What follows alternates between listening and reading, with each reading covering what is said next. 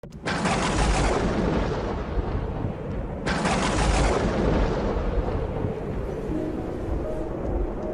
ce temps-là, Jésus arriva dans le territoire de la Judée au-delà du Jourdain. De nouveau, des foules s'assemblèrent près de lui, et de nouveau, comme d'habitude, il les enseignait. Des pharisiens l'abordèrent, et pour le mettre à l'épreuve, ils lui demandaient « Est-il permis à un mari de renvoyer sa femme ?» Jésus leur répondit « Que vous a prescrit Moïse ?» Ils lui dirent « Moïse a permis de renvoyer sa femme à condition d'établir un acte de répudiation. » Jésus répliqua « C'est en raison de la dureté de vos cœurs qu'il a formulé pour vous cette règle. Mais au commencement de la création, Dieu les fit hommes et femmes. À cause de cela, l'homme quittera son père et sa mère, il s'attachera à sa femme, et tous deux deviendront une seule chair. Ainsi, ils ne sont plus deux, mais une seule chair. Donc, ce que Dieu a uni, que l'homme ne le sépare. » De retour à la maison, les disciples l'interrogeaient de nouveau sur cette question. Il leur déclara « Celui qui renvoie sa femme et en épouse une autre devient adultère envers elle. Si une femme qui a renvoyé son mari en épouse un autre, elle devient adultère. » Acclamons la parole de Dieu. La première chose à dire sur cet évangile est que le divorce était normal, non seulement en Israël, mais en général dans toute la société de l'époque. C'était aussi quelque chose qui était particulièrement préjudiciable aux femmes. Et en fait, comme le disent ces experts en droit, et comme le reconnaît le Seigneur, Moïse a permis le divorce en donnant à la femme un acte de divorce. Dans certains endroits, cela signifiait qu'elle pouvait récupérer la dot qu'elle avait apportée avec elle lorsqu'elle s'était mariée.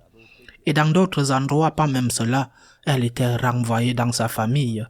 Et le plus souvent, cette femme était abandonnée par tout le monde. Le divorce était donc particulièrement préjudiciable aux femmes. De toute façon, le Seigneur ne fait pas de distinction parce qu'il parle aussi de la possibilité pour que la femme divorcée épouse un autre homme. Le divorce n'est pas possible pour un disciple du Christ.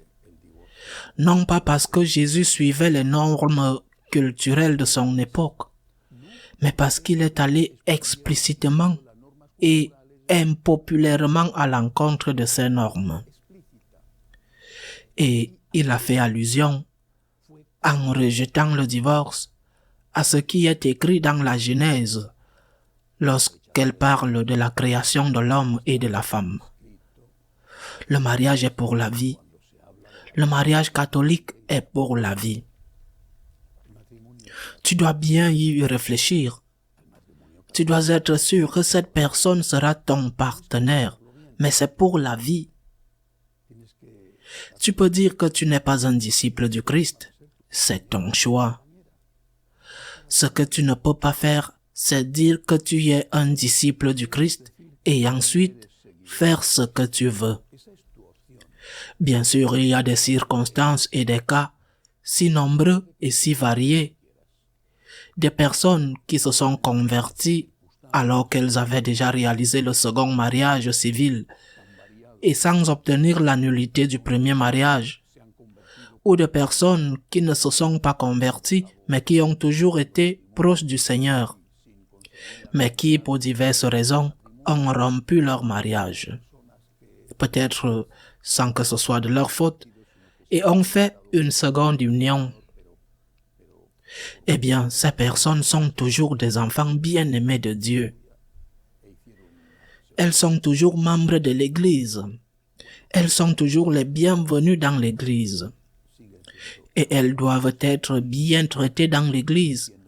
En fait, elles le sont généralement. Mais ces personnes ne peuvent pas recevoir la communion. Et pas pour la rigidité d'un prêtre. Ils ne peuvent pas recevoir la communion parce que le Seigneur a clairement dit que celui qui répudie sa femme et en épouse une autre commet un adultère contre la première. Point. Ce n'est pas le prêtre rigide qui dit « tu ne peux pas recevoir la communion » et le prêtre miséricordieux qui dit « oui, reçois la communion ».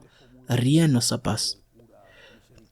C'est qu'on ne peut pas communier en état de péché mortel. C'est cela le problème.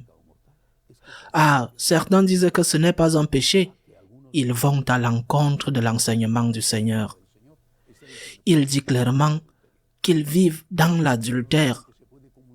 Ah, que certains disent que l'on peut communier même en étant en état de péché mortel. Eh bien, non seulement la tradition vieille de 2000 ans, mais explicitement la parole de Dieu. Celui qui mange et boit le corps et le sang du Seigneur sans être correctement préparé mange et boit sa propre condamnation.